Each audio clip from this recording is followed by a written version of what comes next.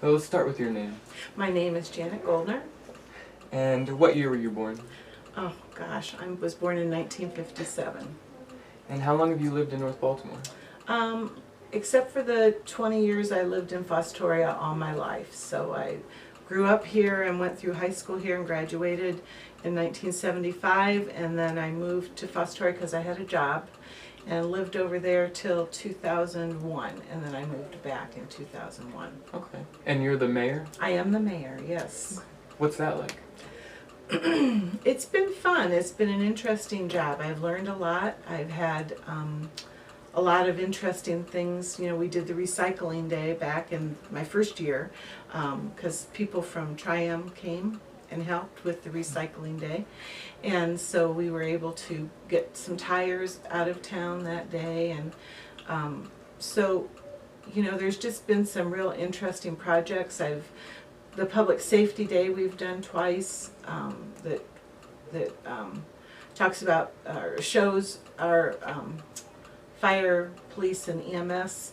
You know, we land life flight and we do all sorts of things like that. We have the trees. We have a lot of activity with our trees. We're part of Tree City USA, and we plant new trees and cut old trees down. I mean, those are kind of the two things.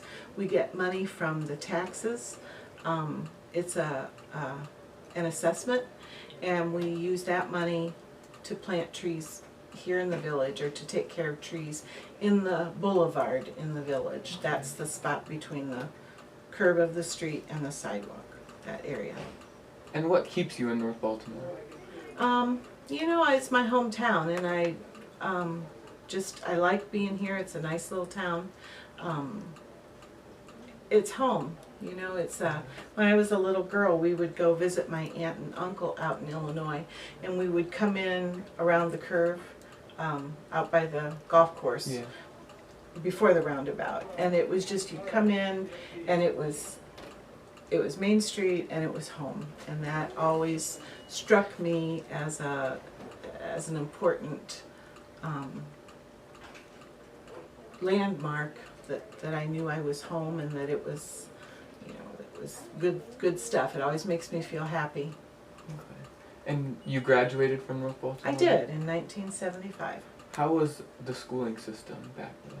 Oh, I think it was very good. I think I got a really good education. I was able to go on to college and actually did very well in any of the science courses that I took. That I had biology, and I took a physics course in college and did well in both of those because of the preparation I'd had here at the high school.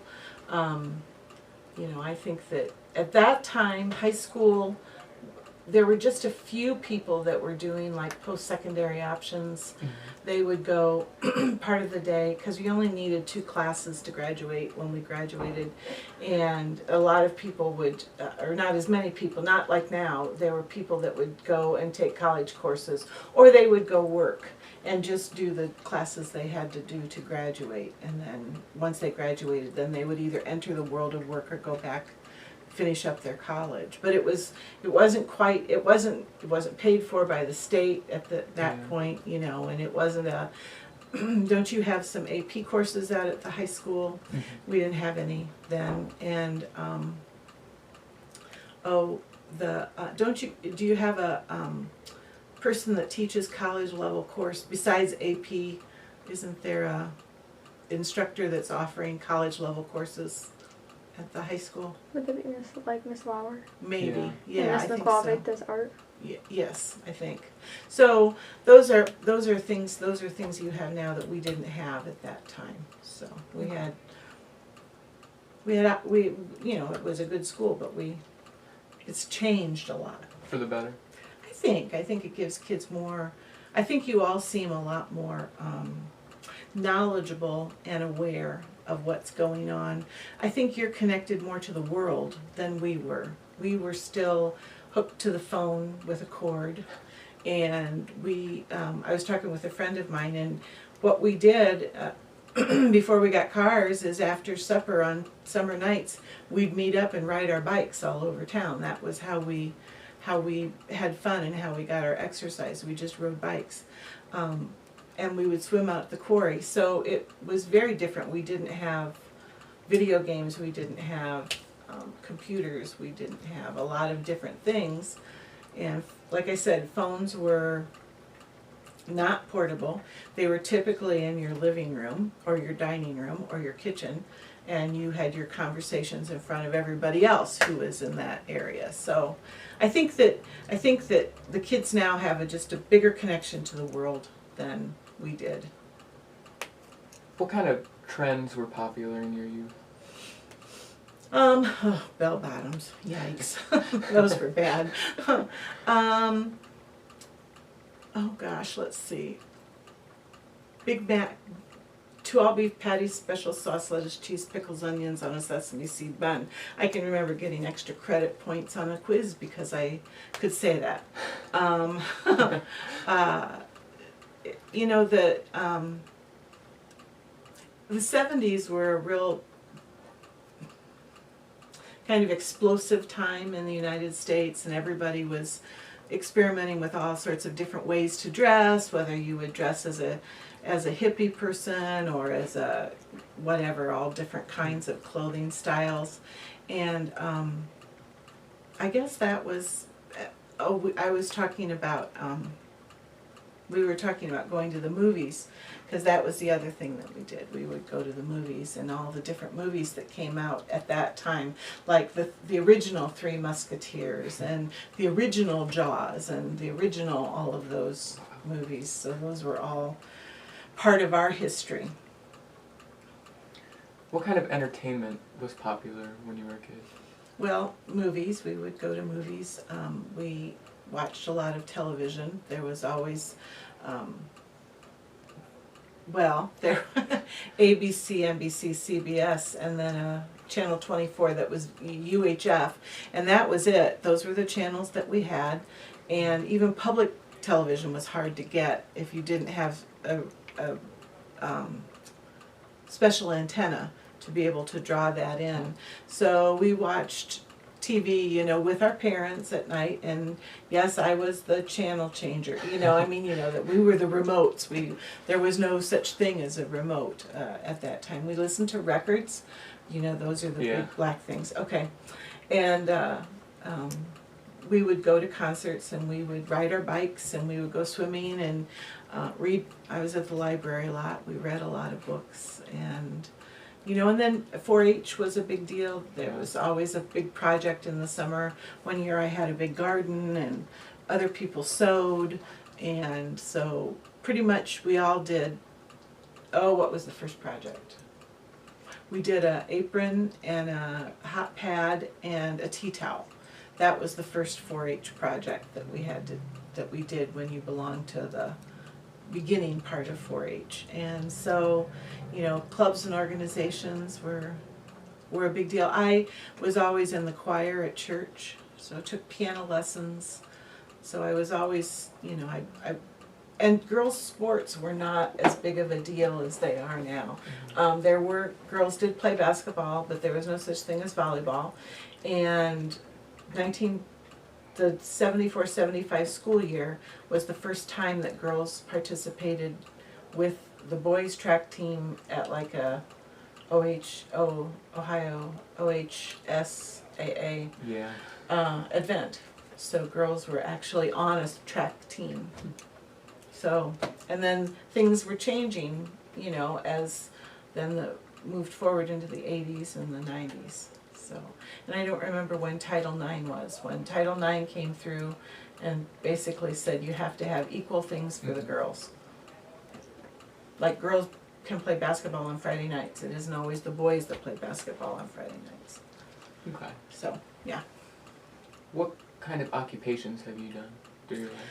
I worked one summer as a person in the deli bakery out at it used to be the IGA, the Great Scott store. And that was enough to convince me that I didn't want to do that for the rest of my life. And I've always played for things. You know, I've played for church, and I've accompanied people and done all sorts of different things like that. And then I became a teacher. I was a music teacher when I started, and I did that for about 15 years of my career. And then I went back to school and got my master's degree and went into guidance and counseling. And so the last half of my career, I was a guidance counselor, and I did high school and elementary guidance and counseling. So, and I worked in Fostoria, and I worked for a virtual academy, Ohio Virtual Academy, for the last 3 years, and was a high school guidance counselor for them, which was interesting. That sounds cool. Mm-hmm. What major historical event have you lived through? I was trying to count those up the other day. You know, I remember going into the it was called the multi-purpose room, and there was a television this big on top of one of those big AV stands Yeah. in the middle of the stage, and we all watched John Glenn circle the earth. The rocket went up, and I think it circled maybe twice or 3 times and came back down. And so we watched that. Now, could we see any of that? No, because we had everybody in there, but it was a historical event. And previous to that, John F. Kennedy was assassinated. And so all the moon things, we lived through all the moon landings. And unfortunately in the summer, you know, we went through Bobby Kennedy and Martin Luther King and all those assassinations. Went through the summer of '68, which was kind of a really scary summer because there were lots of riots all over. You know, there were the Watts riots in LA, and there were riots in Cleveland, and there were riots in Columbus. The Kent State shooting, that was in the '70s, that was part of the whole Vietnam War experience that really colored most of my childhood. You know, that was definitely one of the major things that I remember from childhood is the Vietnam War. And because it was on the television all the time, that's what we heard, you know, the body counts, and it's going to get better, and we're winning this hill, and we're doing that, and then people here were so angry and wanted the war to stop. So a lot of upset people, similar to now, actually. I don't know as if it seems to be civil disobedience now more so than riots, although there were all those riots in Ferguson. Was that last summer, I think? Yeah, recently. Mm-hmm. So the Challenger space shuttle blew up. I was working that day. We were having a conference the day 9/11 happened. We were sitting, all of the teachers were sitting together in a cafeteria listening to a speaker, and they came in and told us that a plane had hit the World Trade Center. And I was convinced it was some poor guy who misread his map and ran into the World Trade Center. I had no concept of that somebody would do something like that. And then, of course, you know, as the story unfolded, it just became more horrific and more horrific. Let's see. Columbine was a life-changing event when Columbine happened. I just remember coming home and watching it on television and just being horrified because I worked in a school, and how could this happen in a school, and what was the cause? So, yeah, there've been quite a few things that have happened, you know, but big life-changing events were things like Kent State and the fall of Saigon and Watergate and all of those things that happened in the late 60s, early 70s, and on into the 80s, and then the Challenger space shuttle and all, you know, the decline of the space program. You know, that was a big deal in the 60s. That was why everybody had to learn math and science. They changed curriculums in school and really pushed math and science. That's when we got the new math. Which, how many new maths have there been since then? A lot. Yes. So, yeah. So. What inventions came out while you were growing up? Cell phones. that was a big deal. The big phone. Have you seen any of those movies that they hold the thing up that looks like a brick? Those were a big deal. The first thing was bag phones. That those were all with a battery and a cord and everything, and that sat in your car, and people would answer their phones, and it had a cord like this, and so you just picked up the phone. Now everything has gotten so much smaller. You know, it has all changed. They went from records. Cassettes were a big deal, and then CDs, and then from the CDs into digital on your iPod and all of those, and then those keep getting smaller, and your headphones keep getting smaller, and I guess let's see what else has been invented. That's the one that really struck me, and because it just keeps getting smaller and smaller and smaller. Computers, I didn't have desktop computers we didn't have until the Apple IIe came out, and that would have been in like 90, that you could afford to have a computer in your house, or that we would have a computer at school.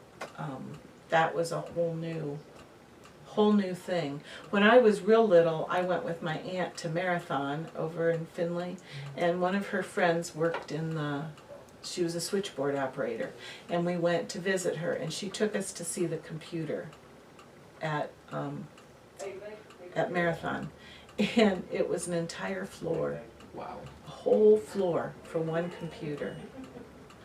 When I first started teaching, I took a MIDI capable class where you learn to do digital sounds, and you could do all sorts of different things with a keyboard, and how you could record and all these different things, and you had to wear, I mean, if you wanted to do a lot, you wore all these cords that you could plug everything in. Think about what you can do now just with your phone as far as digital recording. Yeah. So that's a big difference. Copy machines. We didn't have copy machines. When I started teaching, we had ditto machines, which were these, it was a 2-page thing, and you wrote on it, and then somehow you attached it to the machine, and then it ran, and it put fluid through it that would take the purple ink off of this thing and put it on paper. The problem was then purple ink went every place. I think every outfit I had as a beginning teacher was ruined with purple ink because it was terrible. It just went every place. So when we finally got photocopiers in the buildings, that was just... I bet that was good. It was amazing. It was really good. Yes, yes. So, yeah. How has North Baltimore changed throughout your life? Well, downtown has certainly changed a lot over the years, you know. We've gone from having lots of shops and all the storefronts being full to hardly anything being downtown, which is something Ms. Murray and I are working on to try to make sure that we can get some more businesses downtown, get our business, our fronts, our storefronts busy again and filled with things. So that's one of the things, you know. The schools obviously have changed. The building that I went to school in is gone, and you guys have your own your high school now with all the things that you hate about it and love about it. I'm sure there's both. You know, I think it's pretty much stayed the same population-wise since. And where do you see North Baltimore in maybe 10 or 20 years? I answered that on your questionnaire about, I would really hope that we would be moving towards being a city, that we would be increasing our population up to around 5,000 is what you need to be a city, and that we would continue to be able to make our own water and take care of our own sewer here in the village, that we would have more people downtown somehow, and then we would have some business out at 18 or out one way or the other, out towards CSX or out towards the highway, because we're at an ideal spot for businesses to grow because of Route 18 and I-75. Okay. So, I can see that happening. hey, and it's up to you guys. You're the ones that are going to have to do all that stuff. How's the world changed since? Oh gosh, Wyatt. Well, it went from being not so global to being very global. We knew about Vietnam, and we knew that there were countries, other places, but communication with those places was really difficult.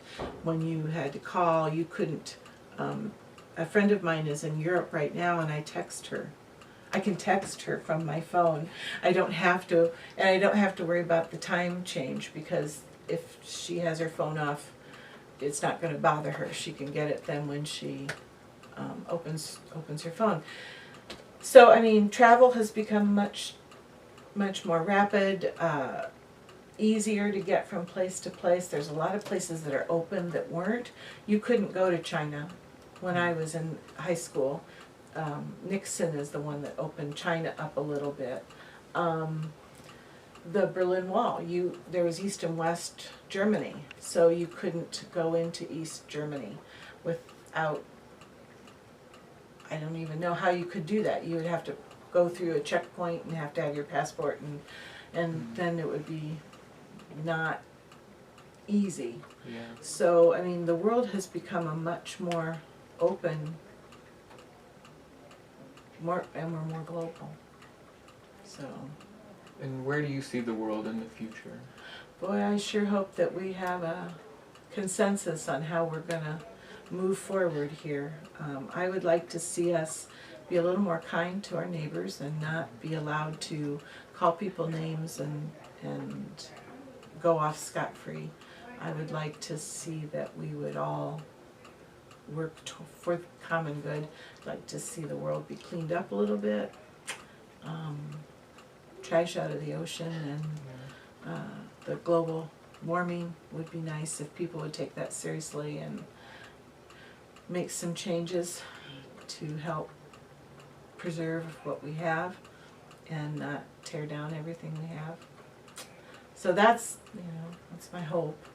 I see, every time I feel dismal and gloomy, I talk to kids, and then I feel much better. Because you all have good ideas, and you all have a passion to move the world forward too. So I'm always encouraged by how I see children behaving.